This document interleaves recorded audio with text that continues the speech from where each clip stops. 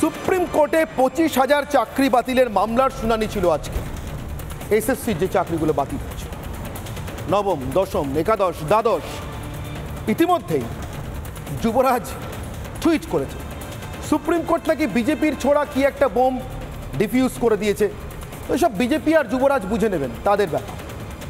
কথা এ রাজ্যের শিক্ষা ব্যবস্থা নিয়ে, যেটার উপর থেকে মানুষের আস্থাই উঠে যাচ্ছে, উঠে যাবে বলে মন্তব্য করেছেন প্রধান বিচারপতি।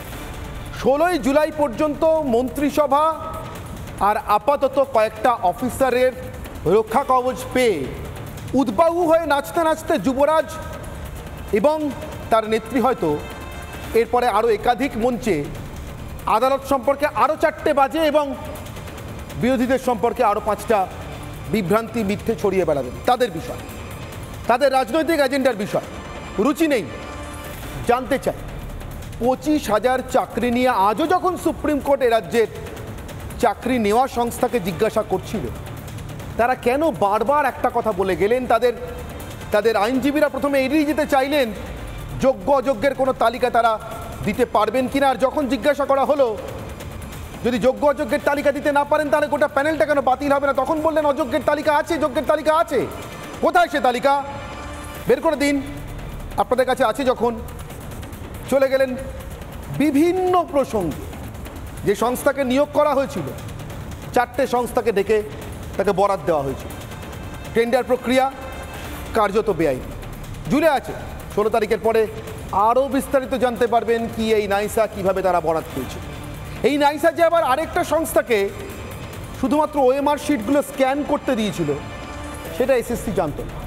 আজও বলেছে সুপ্রিম কোর্ট, কত বড় অপদার্থ, অদক্ষ অথবা অসৎ উদ্দেশ্য থাকলে এত হাজার হাজার, এত লাখ লাখ চাকরি প্রার্থীর পরীক্ষা নেওয়া একটা সংস্থা, ওই আগেকার দিনে বাড়ি ভাড়ার ক্ষেত্রে হতো না, টেন্যান্ট, সাব টেন্যান্ট, তার সাব টেন্যান্ট, ঠিক ওই কায়দায় পরীক্ষার দায়িত্ব একটা সংস্থা, তার থেকে আরেকটা সংস্থা এইভাবে দিয়ে বসেছিল। তাই প্রাক্তন এসএসসি চেয়ারম্যান, যিনি এখন জেল খাটছেন, সুবীরেশ ভট্টাচার্য, তার বাড়িতে থাকা ওএমআর শিটে একরকম নাম্বার, আর ওই যে সংস্থাকে দায়িত্ব দিয়েছিল তার এক কর্মীর বাড়িতে থাকা সার্ভারের ওএমআর শিট আরেক রকম। এগুলোর কোনো ব্যাখ্যা আছে? নেই। বরং এ রাজ্যে এই কিছুক্ষণ পরে হয়তো এই টেলিভিশনে আমার প্যানেলেও হয়তো শুনতে পারবেন বিচারপতি অভিজিৎ গাঙ্গুলি, তিনি রায় দেওয়ার সময় কোনো রাজনৈতিক দলের ঘনিষ্ঠ ছিলেন কি ছিলেন না, তার মনের ভিতরে কোনো রাজনৈতিক দলের প্রতি প্রীতি ছিল কি ছিল না। অ্যাজ ইফ আমাদের যারা শাসন করেন তারা রাজনীতি বিবর্জিত। যে রাজ্যের মুখ্যমন্ত্রী বলেন আরে 100টা চাকরি হলে 2-10টা নিজের লোককে দেবে না, তিনি যেন রাজনীতি না করেই চাকরি দেন। যাই হোক, তবু বিচারপতির কথা হচ্ছে।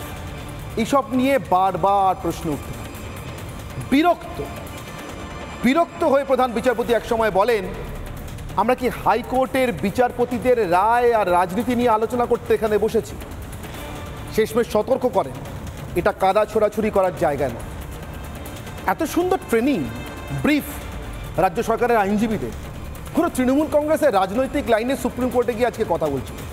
যা হোক, সেটাও তাদের ব্যাপার। কিন্তু যে প্রশ্নের উত্তর পাওয়া গেল, আপাতত তো বেঁচে গেলেন 16 জুলাই পর্যন্ত, মাঝে নির্বাচনটাও মিটে যাবে।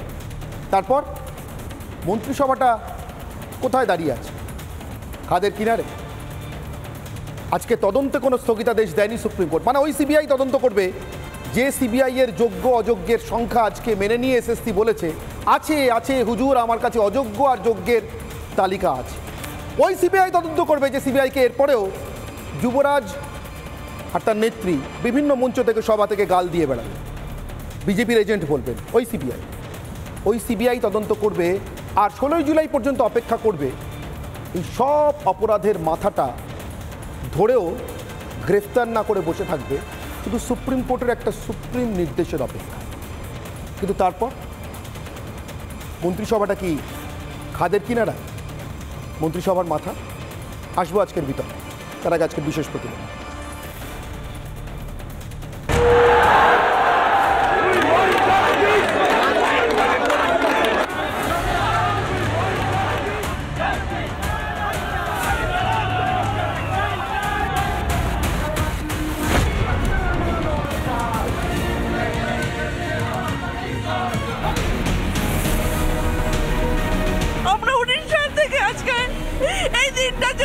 পাচ্ছি না। যোগ্য চাকরি প্রার্থীরা রাস্তায় বসে আছেন, বঞ্চিত চাকরি প্রার্থীরা রাস্তায় বসে আছেন, অনেকে বলছেন আমরা যোগ্য, আমাদের চাকরি চলে গেছে, তারাও রাস্তায় বসে আছেন। কিন্তু এই রাজ্যের মন্ত্রিসভাটা কোথায় বসে আছে? তারা তো কোথাও ছিল না, এই ছবিতে তারা কোথাও নেই, তাদের কারো তো চাকরি বাতিল হয়নি। কেন রাজ্য মন্ত্রিসভার জন্য এত ছোটাছুটি করছেন রাজ্য সরকারের আইনজীবী? 25,000 চাকরি বাতিল নিয়ে তাদের মাথা ব্যথা, নাকি মন্ত্রিসভা অতিরিক্ত শূন্যপদ তৈরি করে যে বেআইনিটা করেছিল সেই বেআইনি তদন্ত সিবিআই করবে, আর করতে শুরু করলে গোটা মন্ত্রিসভাটা জেলে যেতে পারে এমন আশঙ্কা নিয়ে তাদের মাথা ব্যথা? এটাই এখন সব থেকে বড় প্রশ্ন। সকাল থেকে রাত যে সিবিআইকে গাল না পেড়ে জল খান না মমতা, যোগ্য চাকরি প্রার্থী খুঁজতে শেষ পর্যন্ত সেই সিবিআই ভরসা মমতা সরকারের। তাহলে একই দিনে একই মামলায় সুপ্রিম কোর্টে সেই সিবিআই এর তদন্ত আটকাতে কেন এত আকুতি রাজ্য সরকারের? রাজ্য সরকারের আইনজীবী এই মুহূর্তে চাকরি বাঁচানোর কথা বলছেন, তো পর মুহূর্তে সরকার বাঁচানোর কথা বলছেন। এই মুহূর্তে যোগ্য চাকরি প্রাপকদের খুঁজছেন, তো পর মুহূর্তে ক্যাবিনেট কোনো ভুল করেনি, এটা আরেকবার মনে করিয়ে দেওয়ার চেষ্টা করছেন। চাকরি চুরির তদন্তে সংসদীয় গণতন্ত্রের আর মন্ত্রিসভার কি এমন বিপদ ঘটতে পারে? কি করছে মমতার মন্ত্রিসভা? রিপাবলিক বাংলা। নিশ্চিতভাবে সুপ্রিম কোর্টে দেওয়ার সিবিআই তথ্য অনুযায়ী, যে তথ্যকে এখন সত্যি বলে মানছে এসএসসিও, যদি সত্যি 19,000 যোগ্য চাকরি প্রার্থী বা যোগ্য চাকরি করার শিক্ষকরা চাকরি হারিয়ে থাকেন, তাহলে তাদের চাকরি যত দ্রুত সম্ভব ফিরে যাওয়া উচিত এবং এটা হেস্তনেস্ত হয়ে যাওয়া উচিত। 16 জুলাই আশা করি জানা যাবে। কিন্তু যে 7,000 অযোগ্য হয়ে চাকরি করছেন বলে আজকে এসএসসিও মেনে নিল, সুপ্রিম কোর্টে জানিয়ে দিল, সিবিআইয়ের এই তথ্যে কোনো ভুল নেই, তাদের অন্তত কোনো বিরোধিতা নেই সে তথ্যে, সেই 7,000 চাকরি প্রার্থীর সঙ্গে আরও 6,000 অতিরিক্ত পদ তৈরি করে কারা কাদের বেনিফিট মানে লাভ দিতে চেয়েছিল তার তদন্তটাও চলবে। কিন্তু শুধু গ্রেফতারিটা হবে না, শুধু গ্রেফতারিটা হবে না, মানে 1 তারিখ পর্যন্ত মমতা বন্দ্যোপাধ্যায় এবং তার মন্ত্রিসভা যারা ওই চূড়ান্ত বেআইনি সিদ্ধান্তটা নিয়েছিলেন তারা চুটিয়ে প্রচার করতে পারবে। তারপর ভোট তো শেষ হবে, প্রচারের পাল্টা কি আসবে? আমার সঙ্গে যে অতিথিরা রয়েছেন তাদের সঙ্গে বিতর্ক করব, কিন্তু সবার আগে যে প্রশ্ন নিয়ে আজকের বিতর্ক শুরু করবো, আমার আজকের প্রথম অগ্নিবাণ। চাকরি চুরির মাথাটাই ধরে ফেলেছে সিবিআই। হঠাৎ করে না হলে সকাল থেকে রাজ্য সরকারের আইনজীবীরা দুপুর 2 মানে লাঞ্চ আওয়ারের আগে পর্যন্ত 1:30 বলা ভালো, টু বি প্রিসাইজ, ঠিক 1:30 নাগাদ বেঞ্চ লাঞ্চে যায়, মানে মধ্যাহ্নভোজের বিরতিতে যায়। তখন মিস্টার হেগড়ে, রাজ্যের মধ্যশিক্ষা পর্ষদের আইনজীবী, তিনি উঠে বলেন এই 25,000 চাকরি প্রার্থীর পুরো প্যানেলটাই বাতিল করে দেওয়াটা অন্যায়। মুচকি হেসে প্রধান বিচারপতি জবাব দেন, এই প্রথম চাকরি প্রার্থীদের জন্য আপনারা কিছু বললেন বলে শুনলাম। তাহলে সকাল 10:30 থেকে 1:30 পর্যন্ত সওয়াল জবাব হলো কি নিয়ে? অনেক কিছু, সংসদীয় গণতন্ত্র, তার বিপদ, লিগ্যাল ডিপার্টমেন্টটা জেলে চলে যেতে পারে, ফিনান্স ডিপার্টমেন্টটা জেলে চলে যেতে পারে, মন্ত্রিসভাকে ধরে সিবিআই টানাটানি করবে এই ভোটের সময়। হুজুর, এটা কি গণতন্ত্র? এভাবে কি গণতন্ত্র বাঁচবে? কী ভাবছেন? 25,000 চাকরির সঙ্গে এটার কি সম্পর্ক? এটাই আমারও প্রশ্ন। 25,000 চাকরির সঙ্গে এটার কী সম্পর্ক? এটা নিয়ে কি আজকে শুনানি ছিল? হঠাৎ এটা নিয়ে আজকে এত দীর্ঘ সওয়াল কেন? কে কীভাবে ক্ষতিগ্রস্ত হচ্ছেন বোঝার চেষ্টা করি। আমার সঙ্গে উপস্থিত যে অতিথিরা রয়েছেন, আমার একদম বাদিক থেকে আইনজীবী সুকন্যা ভট্টাচার্য, আমার ঠিক পাশেই রয়েছেন আরেক আইনজীবী মণিশঙ্কর চট্টোপাধ্যায়। 2 আইনজীবী একেবারে আইনিভাবে, আইনজীবী যেহেতু বেআইনিভাবে নিশ্চয়ই করবেন না, তৃণমূল কংগ্রেসের সমর্থক, তাদেরকে ডিফেন্ড করার চেষ্টা করবেন। আমার ঠিক ডান দিকে রয়েছেন বিমল শঙ্করবাবু, বিমল শঙ্কর নন্দ, বিজেপির মুখপাত্র। আমার একদম ডান দিকে বর্ষিয়ান সাংবাদিক নির্মল্য মুখোপাধ্যায়। আমার সঙ্গে সরাসরি রয়েছেন আইনজীবী প্রিয়াঙ্কা টিবরেওয়াল এবং সুদীপ্ত দাশগুপ্ত। এই কিছুক্ষণের মধ্যেই 2জন যোগ দেবেন, আমি তাদের সঙ্গেও কথা বলবো। কিন্তু শুরু করি মণিশঙ্করবাবু আপনার কাছ থেকে। বুঝতে পারছিলাম না সকাল থেকে 3 ঘন্টা আজকে এই সওয়াল শুনতে শুনতে 25,000 চাকরি হারার সাথে মন্ত্রিসভা কিসের সম্পর্ক? তাদের জন্য এত উদ্বেগ কেন? না, আপনি যেটা বলতে চাইছিলেন সেটা হচ্ছে একটা মোটামুটি ইনভেস্টিগেশনটা কমপ্লিট করে দিয়ে যে মন্ত্রীরা এর জেলে যাবেন এই কয়েকদিনের পরে, সেটা আটকাতে পারবে না, 16 জুলাই পর্যন্ত আছে এরকম, মানে একটা ভবিষ্যৎবাণী করে দিচ্ছেন। কখনো কখনো জানেন তো কোনো করিনি, না আজ সকালবেলা উদ্বেগ প্রকাশ করছেন রাজ্য সরকার। কখনো কখনো অনেক কিছু সবাই চায়, কিন্তু তার থেকেও একটা করুণ ব্যাপার থাকে। যেমন ধরুন, এত গরম পড়েছে, প্রচণ্ড বৃষ্টির দরকার, সবাই চাইছিল। কালকে বৃষ্টি হলো, কিন্তু তার মধ্যেও 5-6 জনকে আমরা হারালাম এই বজ্রাপাতে। তাহলে সেটা আমরা এক্সপেক্ট করিনি। তার মানে আমাদের চাওয়াটা কিন্তু বৃষ্টিই ছিল, কিন্তু তার মধ্যেও কিন্তু একটা করুণ ব্যাপার হলো। এখন আমার কথা হচ্ছে যে এই যে বলছেন না আপনারা বলছেন ডিফেন্ড করবেন, রাজনৈতিকভাবে তৃণমূল কংগ্রেসের চাওয়াটা কি 25,000 চাকরি প্রার্থী চাকরি বাঁচাতে গেছিল নাকি না না মন্ত্রিসভার চাকরি বাঁচাতে গেছিল? একটা অর্ডার হয়েছে এবং চাকরি প্রার্থীরা চাকরি পাকে যে ডিফেন্ড করার কথা বললেন, কোনো জিনিসই ডিফেন্ড করতে হয় না। কারণ আমরা যা এখানে বসে আছি সবাই যায় যে চাকরি যারা যোগ্য প্রার্থী তারা চাকরি পাক, এইটা নিয়ে তো কোনো ডিফেন্ড নেই, মানে কোনো তর্ক হতে পারে না। এবং অযোগ্যরা চাকরি যাক সেটাও সবাই চায়। আচ্ছা, অতিরিক্ত শূন্যপদ, এক মিনিট এই সবার চাওয়াটা একটু স্পষ্ট করে নিন। অতিরিক্ত শূন্যপদ যারা বেআইনিভাবে তৈরি করেছিলেন, ফিনান্স ডিপার্টমেন্ট থেকে অনুমোদন নিয়েছিলেন মন্ত্রিসভার মাধ্যমে, যারা করেছিলেন এটা তাদেরও চাকরি যাক, তারা যদি মন্ত্রীও হন, এটা আপনি চান?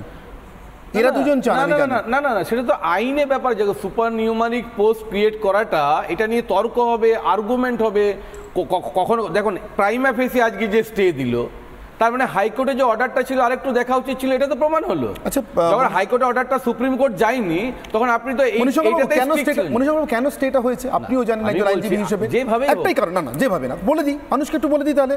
আজকে এসএসসি সুপ্রিম কোর্টে দাঁড়িয়ে এতদিন ধরে হাইকোর্টে যেটা বলেননি সেটা বললো কি, সিবিআই যে তালিকাটা দিয়েছে ওটাই যোগ্য অযোগ্যের তালিকা, মেনে নিচ্ছি হুজুর। এতদিন মানেননি কেন? এতদিন বলতেন কেন সিবিআই বিজেপি দালাল? দেখুন একটা স্যুট না, যেটা নিম্ন কোর্টে হয় আর অ্যাপিল হয়, সেটা যে কন্টিনিউশন অফ দ্য স্যুট। ফলে আমি যেটা নিচের কোর্টে বলতে পারিনি, আমার উপরে কোর্টা বলা উচিত। হাইকোর্ট অফ দি সিবিআই বিজেপির দালাল ছিল, সুপ্রিম কোর্টে সিবিআই এর তালিকাটা ঠিক না, এবং ওই তালিকা অনুযায়ী হুজুর মনীষঙ্কর বাবু, আপনি বলবেন, আপনি একজন আইনজীবী, আপনি আমাকে ভেবে বলুন, হাইকোর্টে 1 মাস আগেও এই এসএসসির আইনজীবী, রাজ্য সরকারের আইনজীবীরা বলেছেন আমরা যোগ্য অযোগ্য বাঁচতে পারছি না। যে সার্ভারে ওই ওএমআর শিট পাওয়া গেছে, সেই সার্ভারের সঙ্গে এসএসসির কোনো যোগাযোগ নেই, ওই সংস্থাকে এসএসসি নাকি নিয়োগ করেনি, বর্তমান চেয়ারম্যান সই করতে চান। এগুলো একটাও মিথ্যে বলছি কিনা বলুন? আমি কোর্টের অর্ডার উল্লেখ করে বলছি, অন ক্যামেরা দেবাংশু বসাকের অর্ডার উল্লেখ করে বলছি। যিনি আছেন সিদ্ধার্থ বাবু, তিনি অন ক্যামেরা বলেছে আমরা 3বার এফিডেভিট দিয়ে যোগ্য অযোগ্যের কারা কতজন যোগ্য কতজন অযোগ্য এটা দিয়েছি। অন ক্যামেরা আপনাদের সামনে বলেছি, দিতে পারিনি এটা নয়। এখন যেটা হচ্ছে যে নাম্বার অফ ক্যান্ডিডেটস যেটা, সেটা মিলছে কি মিলছে না, দ্যাট ইজ আ কোয়েশ্চেন। সেটা এখানে 5000 ছিল, এখানে এটা 8000 হয়েছে, সেটা হতে পারে, সেটা পরে স্ক্রুটিনি করে সেটা দেখবে। আমার কথা হচ্ছে যে প্রাইমা ফেসি আজকে যে স্টেটা দিল, তাতে মনে হলো যে আরেকটু সতর্ক হয়ে অর্ডারটা এখানে দেওয়া যেতে পারত। নাম্বার 1। নাম্বার 2 হচ্ছে আমার যে যারা এই যে মামলাগুলো করলেন, এই মামলার পরিপ্রেক্ষিতে এগুলো হলো। আমি কতগুলো কোশ্চেন আপনাকে করছি, তাহলে আপনি যেরকম ভাবে লোককে বোঝাচ্ছেন, আমি যেটা বুঝেছি, আমিও fail to understand what is the purpose for filing this case, সেটা আপনিও বুঝতে পারবেন। কেন বুঝতে পারবেন? মামলাটা যখন ফাইল করা হলো, আজ অনেকদিন আগে ফাইল করা হয়েছে, আমার কাছে যদি একটা কোনো ক্লায়েন্ট আসে, হাজার হাজার যোগ্য প্রার্থী তারা এসছেন, তারা একটা চাকরি পাওয়ার জন্যে, আমি এক্সিস্টিং যে পেপারসগুলো আছে সেইগুলোর উপর বেস করেই আমি বলেছি যে এইটা তোমরা চাকরি পাবে। তার মানে সেই দিনে দাঁড়িয়ে 2 বছর আগেও যদি মামলাটা হয়ে থাকে, সেই দিনে দাঁড়িয়ে এইটা উঠে এসেছিল যে হ্যাঁ তোমরা চাকরি পাবে যদি এসএসসি কোঅপারেট করে তবেই পাবে। এই আন্ডারটেকিংটা কি আগে ছিল?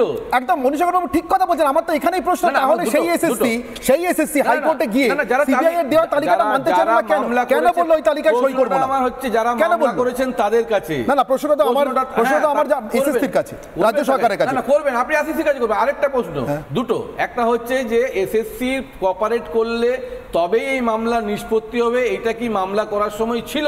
1। 2 হচ্ছে এসএসসি কোঅপারেট করেনি, আজও করেনি। 2 হচ্ছে আজও করতে পারছে না। যোগ্য চাকরি প্রার্থীদের চাকরি পেতে জন্য অ্যাপ্লিকেশন করেছেন, পুরো প্যানেলটাই বাতিল করে দিয়েছেন জাস্টিস দেবাংশু বসাক। আপনি জিতেছেন না হেরেছেন? যদি হেরে থাকেন তাহলে এই সুপ্রিম কোর্টে মামলাটা আপনাদের করা উচিত ছিল কিনা? কাদের? যারা চাকরি প্রার্থী, তারা তো চাকরি পাওয়ার জন্য মামলা করেছিলেন হাইকোর্টে। যদি খারিজ হয়ে যায়, আমি বিমল চন্দ্র বাবুর কাছে, বিমল চন্দ্র বাবুর কাছে আমার খুব ভালো লাগছে মনীষঙ্কর বাবু চাকরি প্রার্থীদের জন্য এত চিন্তিত হয়ে কথা বলছেন। কিন্তু এই মন্ত্রিসভা নিয়ে 3 ঘন্টার উদ্বেগের এখন উত্তর পাইনি। না সেটা পরে বলছি। একটা জিনিসকে কতখানি ঘুলিয়ে দেওয়া যায়, অনেক সময় লয়াররা ওটা করে থাকে। ও সাকসেসফুলি ওটা করতে পেরেছেন উনি। পুরো জিনিসটাকে কোন দেয়ার ইজ নো সাবস্টেন্স, তো কথার মধ্যে কোনো সাবস্টেন্স নেই, সুতরাং গোটাটাকে একদম সুন্দর ঘুলিয়ে টুলিয়ে দিয়েছে। আমি ক্লিয়ারলি কতগুলো কথা বলি, একদম ল জানি না সেরকম একটা লোক, সামান্য একটু কনস্টিটিউশন বুঝি আমি। সেটা হচ্ছে আজকে কিন্তু এসএসসি মেনে নিয়েছে 8200 কত জনের বেআইনি নিয়োগ হয়েছে, এসএসসি মেনে নিয়েছে, এবং সেটা সিবিআই এর দেওয়া তালিকা অনুযায়ী একদম। তাহলে এসএসসি প্রথম হচ্ছে, আমি একদম এখানে আইন অনুযায়ী বলছি, যারা এই বেআইনি নিয়োগ করেছে তারা অপরাধী, এটা মেনে নিয়েছে এবং তাদের সাজার মুখোমুখি হতে হবে আগামী দিনে, সুতরাং এটা ছেড়ে দিতে হবে। এই পয়েন্টটা আমার কাছে গুরুত্বপূর্ণ নয়। যারা বেআইনি নিয়োগ করেছে তাদের সাজার মুখোমুখি হতে হবে। 2, যারা যোগ্য তাদের চাকরি চলে যাক, সেটা কেউ চায়নি, আমরাও চাইনি। এটা পৃথিবীর সবচেয়ে অমানবিক ঘটনা হতো, ইনহিউম্যান একটা ইনস্ট্যান্স হতো।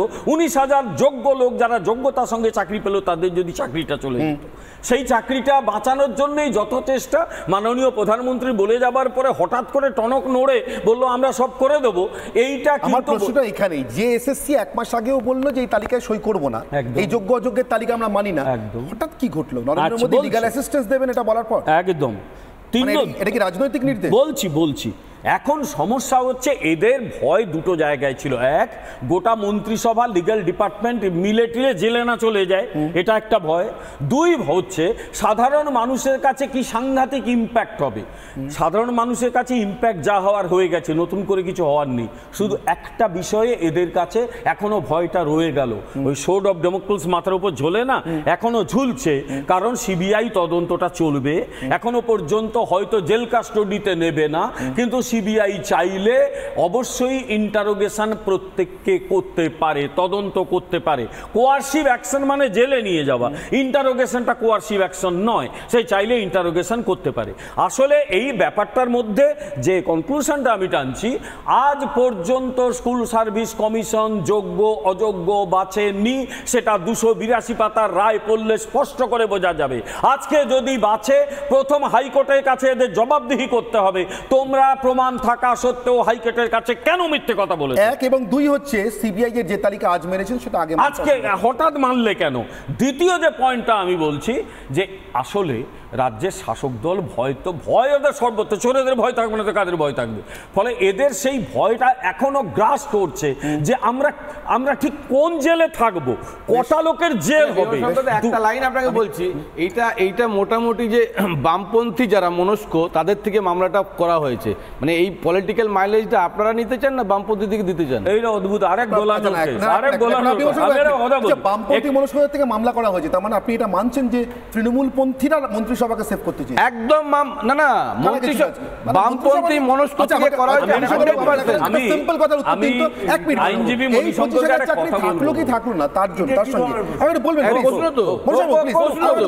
মণিশঙ্কর বাবু, 25,000 চাকরির সঙ্গে সংসদীয় গণতন্ত্র, মন্ত্রিসভা, আইন বিভাগ আর অর্থ বিভাগের জেলে থাকার কিসের সঙ্গে? না কেন আমি বলছি এটা, মানে এই 3টে বিভাগ মিলে করেছে, 3টে বিভাগ মিলে করেছে না কেন? এটার উত্তর দিন, লজিক আছে, আপনি এটার উত্তর দিলেন না আমাকে।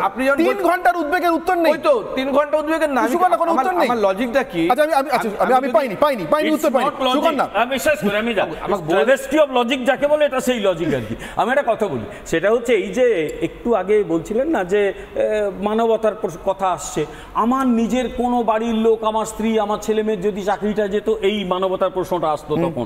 অনেকের তাই গেছে, কিন্তু এখন প্রশ্ন হচ্ছে এই লোকগুলো চাকরি বাঁচানোর জন্য সবাই চেষ্টা করছে, কিন্তু এই সরকার বা এই স্কুল সার্ভিস কমিশন আদালতের রায়ে বলে দিয়েছে যে তুমি এই চাকরি প্রার্থীদের কেন তোমার অপোনেন্ট বলে ধরে নিয়েছো। আমারটা অন্য কথা বলছি, অপোনেন্ট বলে কেন ধরেছো? সাবমিশন করে হাইকোর্টে বলেছে আমরা প্যানেলটা খারিজ চাই। আমারটা অন্য কথা বলছি। মণিশঙ্কর, এই যে গরম যাচ্ছে, বর্ষা আসছে, প্যানেলের খারিজ আটকাতে তো প্রমাণ দিতে হবে। আগামী দিনে কি প্রমাণ দিতে হবে না? তার উদ্দেশ্য এটা ছিল না চাকরি প্রার্থীরা চাকরি পাচ্ছে। আপনি বলছেন না, আপনি বৃষ্টির কথা বলছেন, আমরা ভালো চাই, কিন্তু অনেক সময় করুণ পরিণতি হয়। কালকে আমরা 5-6 জন সহনাগরিককে হারিয়েছি, বজ্রপাত, অ্যাক্সিডেন্ট ইত্যাদি। মণিশঙ্কর, এটা ঠিক কথা, আমরা ভালোই চাই, আমরা অনেক সময় ভালো খেতেও চাই। ধরুন এই গরম যাচ্ছে, বর্ষা আসছে, আমরা খিচুড়ি বসাই না চালে ডালে, রাত্রিবেলা বসিয়ে দিই না? আপনি বসিয়েছিলেন কিনা কালকে আমি জানি না, কিন্তু অনেকেই বসিয়ে দিই রাত্রিবেলা, যে কী আছে খিচুড়ি হোক।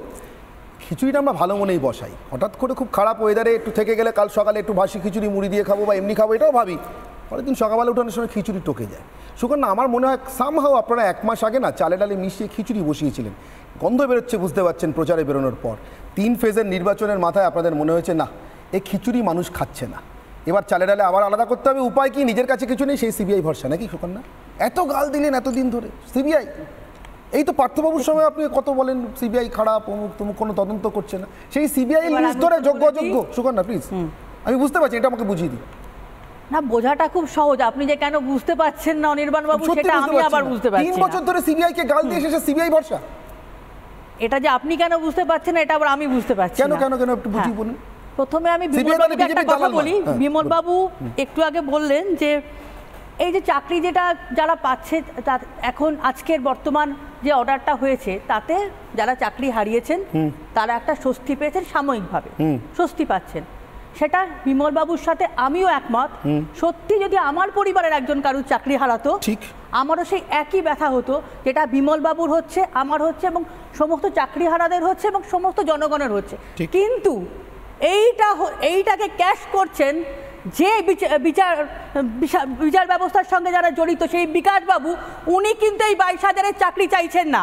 উনি বলছেন যারা অযোগ্য তাদের সাথে সাথে যোগ্যদেরও যাতে চাকরি চলে যায়, তাতে ওনাদের মামলার সংখ্যা বাড়াতে আরো সুবিধা হবে। কিন্তু আপনাদের সরকার কি চাইছেন এদের চাকরি থাক? আমরা চাইছি মানে মধ্যশিক্ষা পর্ষদের মিস্টার করব, তাহলে আমাদের ডাকেন কেন? আমাদের ডাকেন কেন? উত্তরগুলো আপনি দিন না। তা বলছিলাম যে মধ্যশিক্ষা পর্ষদের মিস্টার হেগড়ে বলতে ওঠার আগে পর্যন্ত আপনারা কেউ বললেন না এদের চাকরিটা বাঁচিয়ে দিন? আমাদের কাছে যোগ্য অযোগ্যের তালিকা আছে, সবাই মন্ত্রিসভা নিয়ে ব্যস্ত। আপনি বলুন না, কেন বলুন না? আমাদের তো বলার দরকার নেই, আমরা তো শ্রোতা হিসেবে। আমি বলছি রাজ্যের ইন্টেনশনটা কোথায়? এসএসসির ইন্টেনশন আছে বাঁচানো, মধ্যশিক্ষা পর্ষদের রাজ্যের। আমাকে তো আপনি বলতে দিচ্ছেন না। বলুন।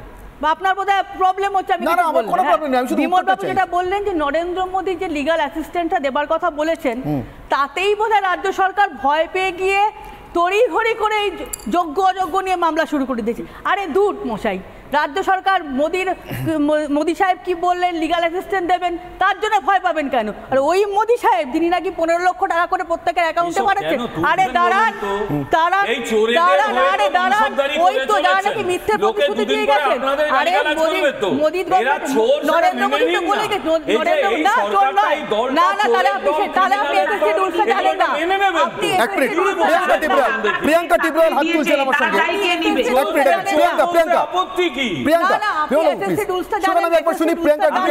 প্রিয়াঙ্কা শিক্ষকতা করি, আপনি আমাকে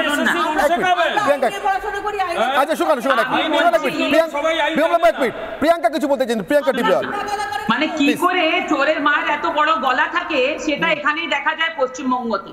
ঠিক আছে, এদের একদম লজ্জা হারিয়ে ফেলেছে।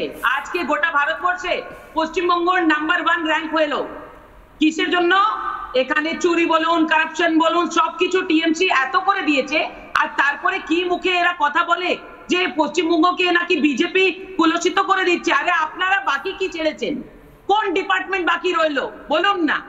এই রাশন থেকে নিয়ে দুর্নীতি আপনি দেখেছেন, জব থেকে নিয়ে সব স্ক্যাম ফর স্ক্যাম। আরে যারা এত বড় বড় কথা বলছে, আপনি বলুন তো 8,200 এই যে বেআইনি নিয়োগ হলো, এটা কারা করলো? এই সরকার করেছে। টাকা কে খেয়েছে? এই সরকার খেয়েছে। আজকে যে শিক্ষা মানে যারা যোগ্য প্রার্থী ছিল তাদের যে চাকরি গেল, তার দায় কে নিবে? কার ঘাড়ের উপরে আসবে? এই সরকারের উপরে। কিন্তু লজ্জাহীন হয়ে বলছে যে মোদীজি না বলেছেন যে এদেরকে, হ্যাঁ অফকোর্স বলেছিলেন, অফকোর্স বলছি যে যারা যোগ্য আছে তাদের সঙ্গে আমরা দাঁড়িয়েছিলাম, দাঁড়িয়ে আছি। আপনাদের জন্য তাদের চাকরি যাবে কেন?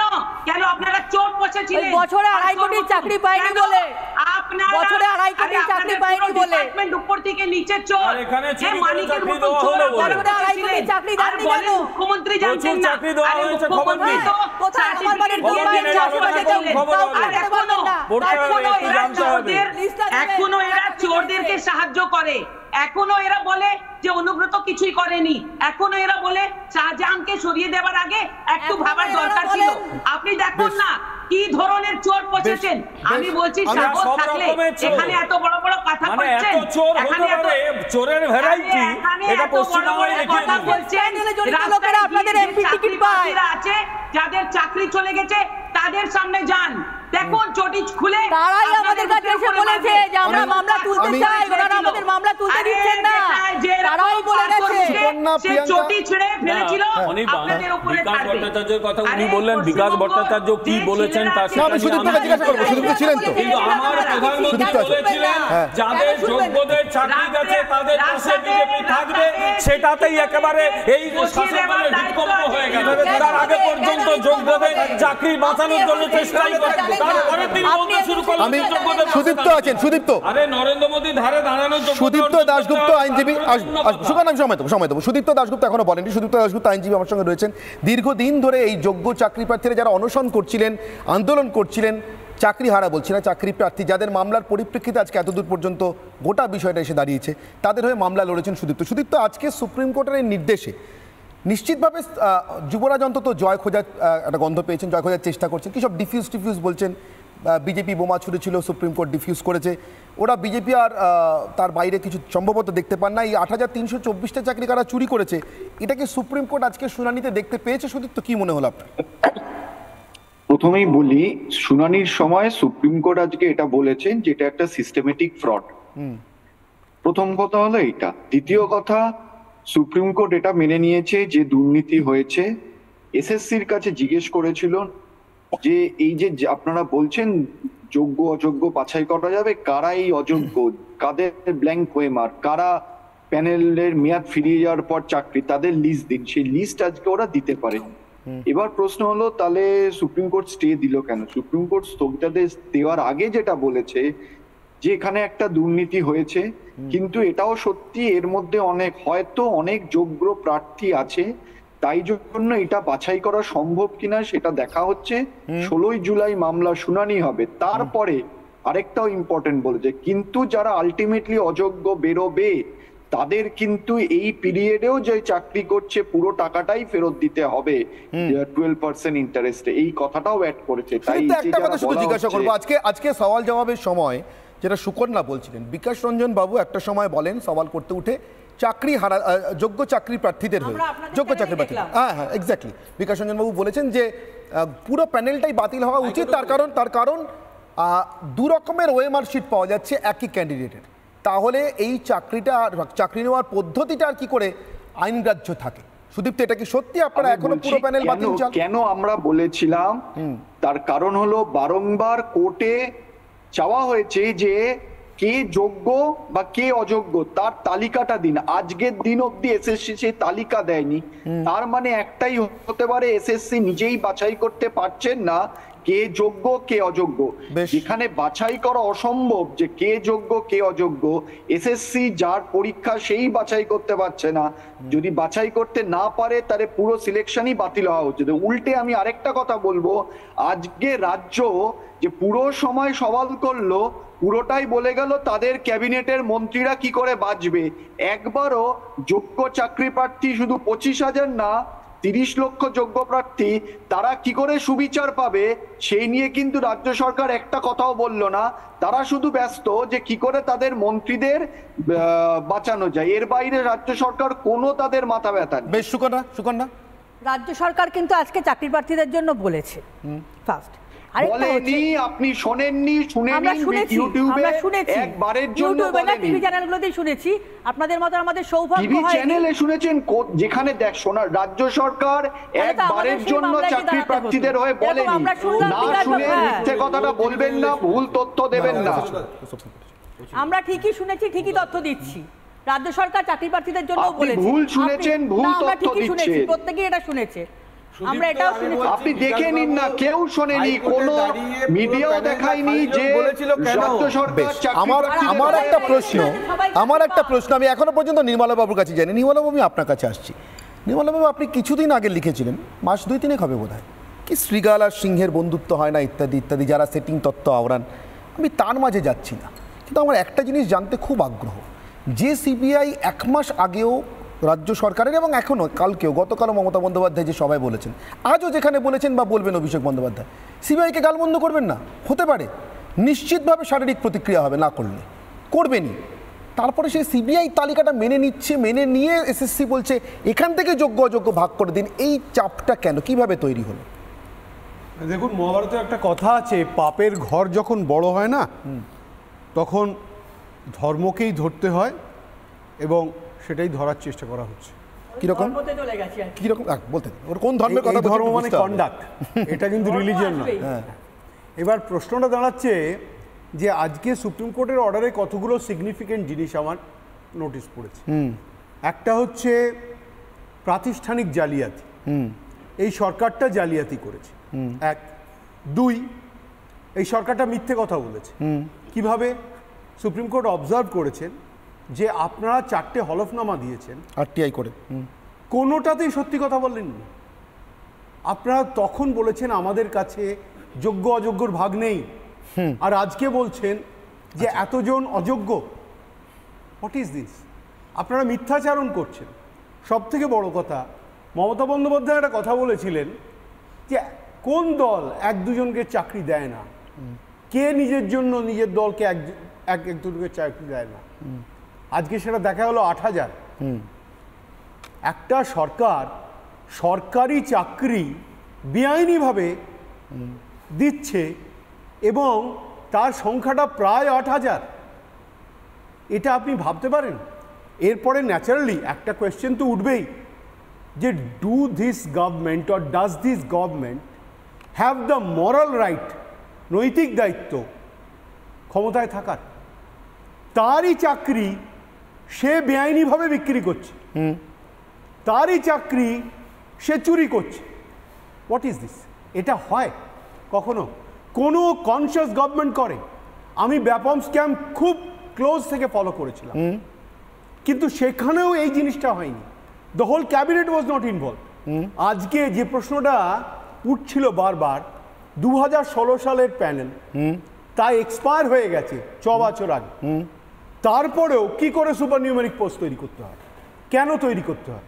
সুপ্রিম কোর্ট একটা জিনিস বুঝেছেন যে দেখুন এই পার্টিকুলার কেসটা এত ইম্পর্টেন্ট হয়ে গেল, লোকসভা ইলেকশনটা রয়েছে, এটা যদি না থাকতো। আমাকে এটা একটু বুঝিয়ে বলুন তো, সংসদীয় গণতন্ত্রের সঙ্গে এই 25,000 চাকরির কি সম্পর্ক? আজকে বলেছেন রাজ্য সরকারের আইনজীবী বলেছেন, এই সুকন্যা তো বলছিলেন, তো আমি তাই জিজ্ঞাসা করছি। সেই জন্যই আমি আপনাকে বলছি যে এই ইলেকশনটা যদি না থাকতো তাহলে এই 25,000 মানুষ কি 26,000 যাদের প্যানেল বাতিল হয়ে গেছে, তারা কোথায় যেত কেউ মাথায় ঘামাতো না।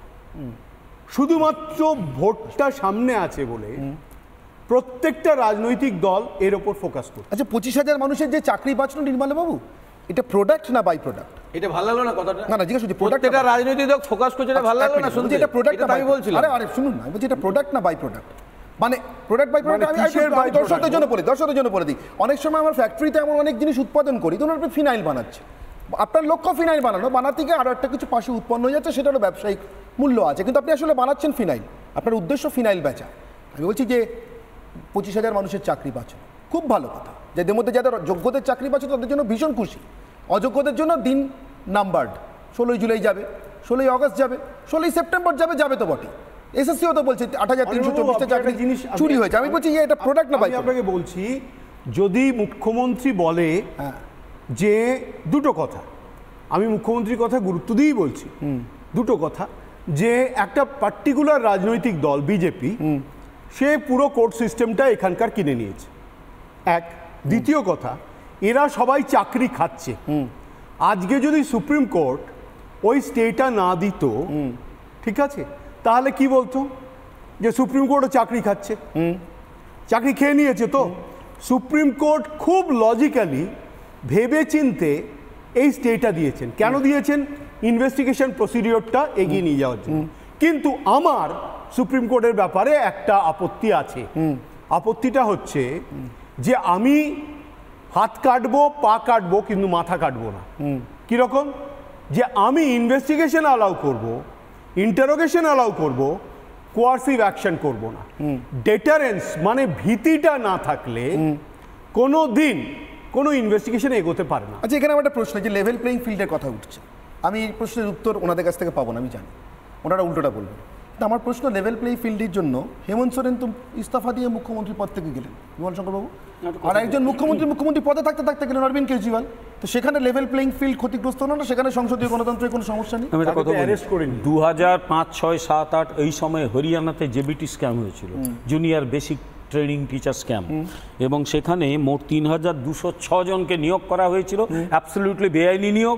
তার জন্য মুখ্যমন্ত্রী ওম প্রকাশ চৌথালার 10 বছর জেল হয়েছিল, জেল খেটে সদ্য বেরিয়েছে, 10 বছর জেলে কাটাতে হয়েছে। কতদিন পরে হলো, মানে কবে নিয়োগ হয়েছিল, কবে? ওই 2005-6 সাল থেকে নিয়োগটা শুরু হয়েছিল, এবং সেটা নিয়ে মামলা হয়। 2008 সালে প্রথম চার্জশিট হয় এবং 2012 সালে তাকে জেলে পেশ পুরা পোড়া হয়। 2021 সালে 1 বছর আগে তিনি ছাড়া পেয়ে যান। এই হচ্ছে হরিয়ানা। এই স্ক্যামের সঙ্গে একটা স্ক্যামের তুলনা, সেখানে কতটা টাকা ইনভলভ আমরা জানি না। ত্রিপুরাতে 10,323 জনের চাকরি গিয়েছিল, সুপ্রিম কোর্টে গিয়েও তারা চাকরিটা ফেরত পায়নি।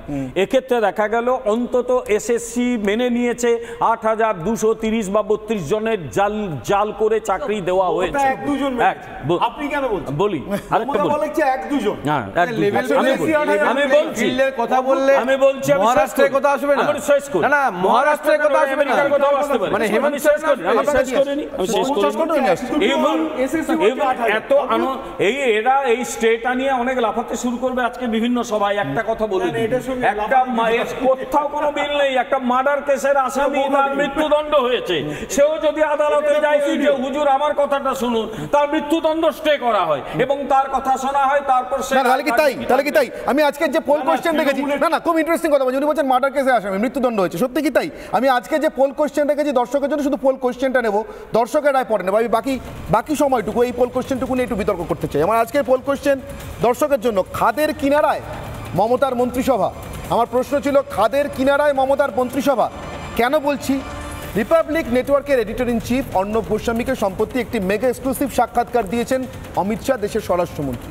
প্রশ্ন ছিল যাবতীয় দুর্নীতি, নির্মলবাবু, যাবতীয় দুর্নীতির মাথায় উঠে আসছে মমতা বন্দ্যোপাধ্যায় বা অভিষেক বন্দ্যোপাধ্যায়ের নাম, অন্তত বিরোধীদের অভিযোগের জায়গা থেকে। তাদের বিরুদ্ধে ব্যবস্থা হচ্ছে না, কেন হচ্ছে না? খোলাখুলি উত্তর দিয়েছেন অমিত শাহ। একবার শুনে নিয়ে কি উত্তর দিয়েছেন? ये सारा कुछ जो हुआ अमित शाह जी, सारा कुछ जो हुआ एसएससी स्कैम, बाकी स्कैम, कोल स्कैम, ये सब स्कैम में क्या ममता बनर्जी और उनके भतीजे का हाथ नहीं है?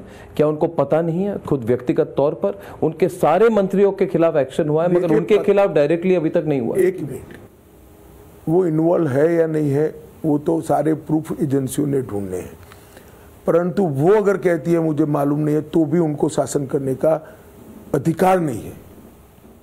कि राजा ऐसा नहीं हो सकता कि आपका पूरा तिजोरी ही कोई लूट कर चला जाए और आप कहो कि मुझे मालूम नहीं है। आपकी सरकार में करप्शन हो रहा है, you are responsible for that. एक तरह से उन्हें छूट मिली हुई अभी तक, ममता बनर्जी और अभिषेक? कोई छूट नहीं मिली है, जांच चल रही है। कोई सेंस अगर इस तरह की किसी को सेंस हो कि एक्शन, मैं क्या कंचे खेल रहा हूं को आपके इंटरव्यू में कह दूंगा और एजेंसी मुझे ब्रीफ नहीं करती भैया। वो एजेंसी तो अपना काम कर सीधी कोर्ट में जाएगी। एजेंसी अपना काम करती है, सीधी कोर्ट में जाएगी। কোর্টের পরের ডেট চলে সংক্ষেপে এক লাইনে প্লিজ। সেটা মাননীয় স্বরাষ্ট্রমন্ত্রী আরেকটা কথা বলে গেছেন, যারা দুর্নীতি করেছে তাদের পাতালেও যদি লুকিয়ে রাখা হয়, সেখান থেকে খুঁজে বার করে উল্টো দিকে লটকানো হবে, সেটাই বলে দিয়ে যাচ্ছে। এটা কি রিলিফ হলো? না, উল্টো দিকে লটকানো হবে, বলে দিয়ে যাচ্ছে। আপনি যে দেখালেন, এটা দেখালেন, আমি দেখেছি। আমার কথা হচ্ছে যে আপনি যে বলেন না কোর্টকে অস্বীকার করে, আজকের দিনে দাঁড়িয়ে সুপ্রিম কোর্ট ইলেকট্রাল বন্ডটাকে অ্যাকসেপ্ট করেনি। উনি নিজে বলেছেন আজ না হোক কালকে অ্যাকসেপ্ট করবেন। কিসের জোরে বলে? এই প্রোগ্রামটাতেই বলেছি ইলেকট্রাল বন্ডটা সঠিক, আমরা সঠিক কাজ করেছি, আজ না হোক কাল সুপ্রিম কোর্ট বলবে এটা সঠিক। কোন বেসিসে সেটা বলে? একটা টিভির পর্দাতে গ্যারান্টি দিয়ে? যদি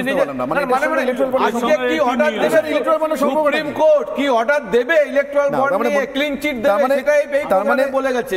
কোন সাহসে বলে? তার মানে মণিশঙ্কর বাবুর কাছে এটার উত্তর নেই। মন্ত্রিসভাটা খাদের কিনারা কি, এটার উত্তর দিলেন না। 10 কোটি মানুষ, আচ্ছা সুগনা আরো মন্ত্রী আছে। আচ্ছা সুগনা দেখি কি আছে, সুগনা কাছে নরমাল নিয়ে বলবো। সুগনা একটু সংক্ষেপে শেষ দিকে চলে এসেছি প্লিজ। মন্ত্রিসভা কি খাদের কিনারা? তো সময় নেই। না না আছে মন্ত্রিসভা কখনোই খাদের কিনারা নয়। আপনারা যদি এসএসসির মামলাটা প্রথম থেকে দেখেন, একদম প্রথম থেকে 2021 যে মামলা হয়েছিল সাবিনা ইয়াসমিন, 18/5/21 সালে একটা অর্ডার এসেছিল, সেই অর্ডারের ভিত্তিতেই সিবিআই তদন্ত শুরু হয়েছে। সেই তখন থেকে সিবিআই, আমরা যারা ক্রিমিনাল কোর্টে প্র্যাকটিস করি বা এই মামলাটা এসএসসির এই মামলার সাথে ওতপ্রোতভাবে জড়িত, তারা দেখেছি লোয়ার কোর্টে বারংবার সিবিআইকে বলেছে যে আপনারা সেই প্রার্থীদের নিয়ে আসুন যারা নাকি টাকার বিনিময়ে চাকরি পেয়েছিল বা যারা সেই সমস্ত চাকরি প্রার্থীরা যারা নাকি এটার সঙ্গে ইনভলভ। সিবিআই কিন্তু তদন্ত করে তাদের একবারের জন্য আনতে পারে কোর্টের সামনে। প্রিয়াঙ্কা টিব্রেওয়াল তাদের কিন্তু কোর্টের সামনে আনতে পারে। আচ্ছা ম্যাডাম, কথা বলছেন আপনি অমিত শাহ, আজকে 8,200 নাম কি আপনার এসএসসি দিয়েছে? আগে বলে গেলেন টিভিতেই আমরা দেখেছি যে দিয়েছে না দেয়নি। সিবিআই আপনাদের জিজ্ঞাসা আচ্ছা প্রিয়াঙ্কা এক মিনিট প্রিয়াঙ্কা এক মিনিট সুকন্যা একটু শেষ করে নিন প্রিয়াঙ্কা এক মিনিট জাস্ট 10 সেকেন্ড প্রিয়াঙ্কা শেষ করুন আমি ইন্টারফেয়ার করিনি যখন ওরা বলছিলেন আমাকে বলতে দাও। অমিত শাহজির কথা বললেন, উনি তো কদিন আগে টিভি চ্যানেলে বসে বলে গেলেন যে প্রধানমন্ত্রী যে 15 লাখের কথা বলেছিলেন প্রত্যেকের অ্যাকাউন্টে যাবে, ও তো জুমলা থা। প্রধানমন্ত্রীর প্রতিশ্রুতিকে যদি উনি এই কথা বলেন, ওটা কি সত্যি কথা নাকি ওটা জাস্ট ভোট প্রচারের জন্য? আমি এখনো পর্যন্ত মন্ত্রিসভা খাদের কিনা কিনা পাচ্ছি না। প্রিয়াঙ্কা বড় গলায় ইনি প্রুফ করে দিচ্ছেন। দেখুন এই যে জালি সরকার, মিথ্যেবাদী সরকার, দুরাচারী সরকার, এদের তো এখন শেষ চলে এসেছে। মমতা ব্যানার্জি বলেন যে পার্থর বাড়িতে টাকা ছিল উনি জানতেন না, অনুব্রত গরু চুরি করতো উনি জানতেন না, ভাইপো এন্ড কোম্পানি কয়লা চুরি করতো উনি জানতেন না, বালি চুরি করতো উনি জানতেন না, মানিক নাকি জব বিক্রি করে দিয়েছেন উনি জানতেন না। তাহলে উনি জানতেন কি? বসে আছেন কেন? এই সরকারকে ঠিক করে মানুষ এখন ফাইট করবে। সেই জন্য এই যে এক মিনিট একদম শেষ দিকে চলে এসেছি প্রিয়াঙ্কা, একদম শেষ দিকে চলে এসেছি। নির্মলা বাবু এই যে তদন্ত কোথায় জিজ্ঞাসা করছেন মণিশঙ্কর বাবু, তৃণমূল কংগ্রেসের সরকার একদিকে সেই তদন্তের চার্জশিট হওয়া আটকাচ্ছে, অন্যদিকে সুপ্রিম কোর্টে গিয়ে তদন্তটাই আটকানোর চেষ্টা করছে। আজকেও বলেছে আজকে তদন্তে কোনো স্থগিতাদেশ পাননি। বলুন নির্মলা বাবু। না প্রশ্নটা একটাই, সেটা হচ্ছে যে জিনিসগুলো হচ্ছে সেই জিনিসগুলো অ্যাপারেন্টলি কি দাঁড়াচ্ছে, প্রত্যেকটা দলের যারাই হোক, সে তৃণমূলই হোক আর বিজেপি হোক, এই যে ইরেসপন্সিবল এক্সচেঞ্জগুলো হচ্ছে না, এগুলো দায়িত্ব জ্ঞানহীন। মানে আপনাকে যদি কিছু করতে হয় আপনাকে দায়িত্বশীলভাবে করতে হবে। তো আপনি মানুষের কাছে ভোট চাইতে যান, সুতরাং মানুষের কাছে নিজেদেরকে দায়িত্বশীল করে গড়ে তুলতে হবে। একটা সরকার যদি 8,000 ইল্লিগাল রিক্রুটমেন্ট করে, সে কিভাবে মানুষের কাছে ভোট চাইবে? আমি ঠিক আমার সময় একেবারে শেষ হয়ে যাচ্ছে। আমি যে পোল কোশ্চেনের কথা আপনাদেরকে একটু আগে দেখিয়েছিলাম তার উত্তর সাধারণ মানুষ কিভাবে দিলেন একবার শুনবো। মন্ত্রিসভাটা কি সত্যি, মমতার মন্ত্রিসভা কি সত্যিই খাদের কিনারায়? আজকের এই নির্দেশ থেকে সত্যি হাঁপ ছেড়ে বাঁচার মতো কিছু আছে, নাকি শুধু 1 জুন পর্যন্ত নির্বিবাদে প্রচার করতে পারার ছাড়টুকু আছে? প্রশ্ন ছিল খাদের কিনারায় মমতার মন্ত্রিসভা। 89% মনে করছেন হ্যাঁ, ফেসবুকে 11% মনে করছেন না, এক্স হ্যান্ডেলের পরিসংখ্যান নজর রাখবো। এখানে 94% মনে করছেন হ্যাঁ সত্যি মন্ত্রিসভা খাদের কিনারে দাঁড়িয়ে আছে, 6% অন্য কথা মনে করছেন। ইউটিউবের পরিসংখ্যানে নজর রাখবো। 2 ঘন্টায় 42,000 মানুষ এই প্রশ্নের উত্তর দিয়েছেন এই পোল কোশ্চেনের, তার মধ্যে 93% বলেছেন হ্যাঁ ইউটিউবে, না বলছেন 7% মানুষ। আমার একটা কাল্পনিক ট্রেন যাত্রার গল্প মনে পড়ে যাচ্ছে। কিছু লোক টিকিট কেটেই ফার্স্ট ক্লাস বা সেকেন্ড ক্লাসে উঠেছিলেন, আর কিছু লোক টিকিট না কেটে চেকার ম্যানেজ করে উঠে পড়েছে। বড়ি বিস্তার মানে চাদর বিছানা পেতে বসেও পড়েছিলেন। হঠাৎ করে চেকার আসার পর অন্য চেকার নেমে গিয়েছেন, যাকে ম্যানেজ করে উঠেছিলেন পরের চেকার চলে এসছেন। সবাই দাবি করছেন তিনিই বৈধ যাত্রী। গুলিয়ে গেলে তো চলবে না, আর কেউ জানুক না জানুক রেল কোম্পানি তো জানে কে টিকিট কেটে উঠেছিল আর কে ম্যানেজ করা যাত্রীদের তো নামতেই হবে ট্রেন থেকে। কোনো চেকার কি আটকাতে পারবেন? অনির্বাণের অগ্নিবাণ এখানেই শেষ করছি, সঙ্গে থাকুন রিপাবলিক বাংলা।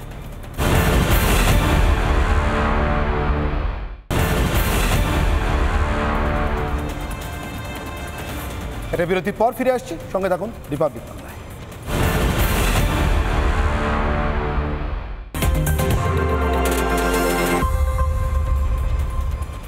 রিপাবলিক বাংলার স্টুডিও থেকে অনির্বাণের অগ্নিবাণ আজ এ পর্যন্ত, সঙ্গে থাকুন রিপাবলিক বাংলায়।